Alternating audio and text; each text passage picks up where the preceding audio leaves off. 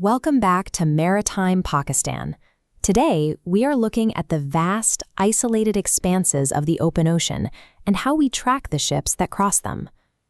Prior to the 1960s, a vessel navigating deep water was truly on its own.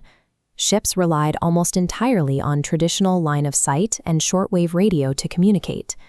If a crew ran into a severe storm or physical danger, they broadcasted a signal and hoped someone was close enough to hear it. If the nearest ship was beyond the horizon, that call for help simply dissolved into the static. In 1962, the utility of the satellite became clear with the launch of Telstar 1, the world's first telecommunications satellite. By bouncing signals off hardware in orbit, long-distance communication was no longer limited by the curvature of the Earth.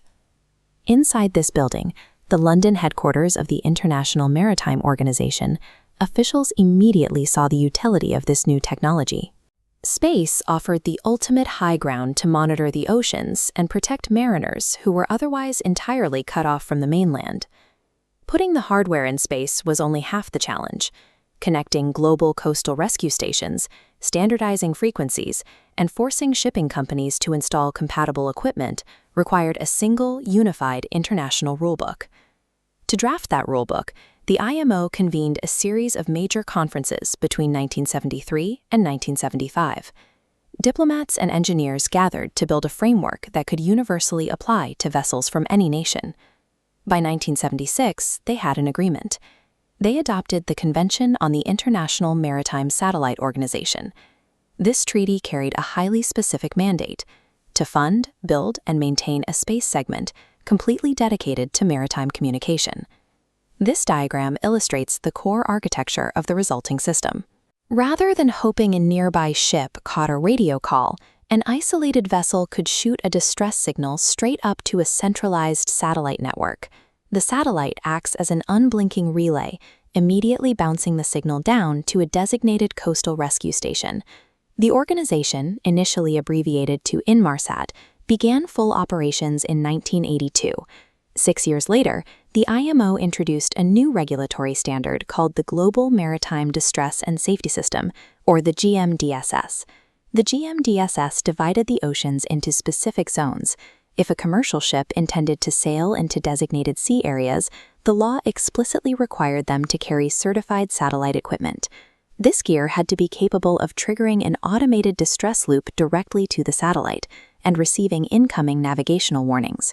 The 1976 convention successfully took the theoretical promise of space technology and turned it into a mandatory, functioning lifeline for the global shipping industry. Moving into the 1990s, satellite technology multiplied rapidly. Services expanded beyond the maritime sector, finding massive commercial markets in aviation, trucking, and civilian telecommunications. This created a severe bureaucratic friction. Inmarsat was built as an intergovernmental treaty organization, moving at the measured, deliberate pace of international diplomacy. It simply could not iterate fast enough to compete with aggressive commercial tech companies. To solve this paradox, governments agreed in 1998 to divide the organization. The first half became Inmarsat Ltd., a privatized tech company built to aggressively pursue commercial business. The second became IMSO, an intergovernmental watchdog, ensuring the privatized company maintained public safety services. This division birthed a specific hybrid model. It allowed for commercial technical development while keeping those services permanently tethered to strict government-mandated safety rules. Today, the ocean is a heavily monitored, data-rich environment. The terrifying isolation of the early 20th century has been replaced by constant global tracking. Operating out of London with more than 100 member states, IMSO monitors this digital environment.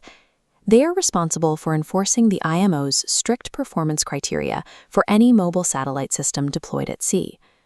Over time, the network has expanded. If any commercial satellite provider wants to handle GMDSS distress communications, they have to pass IMSO's rigorous evaluations to prove their network will not fail when a ship is sinking.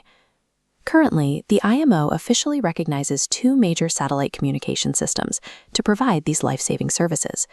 One is the privatized Inmarsat, and the other is what you see loaded onto this rocket fairing, iridium. Because this oversight model proved so effective, The IMO has assigned IMSO further duties, including auditing the international system for the long-range identification and tracking of ships, a data system that allows authorities to identify vessels hundreds of miles off their coast. The 1976 convention took the physics of orbital satellites and bound them to international law. The result is a standardized safety framework spanning the open ocean, ensuring that a modern call for help never vanishes into the static. Thank you for watching Maritime Pakistan. If you have questions about the GMDSS, satellite communications, or maritime law, drop them in the comments below, and we'll see you in the next video.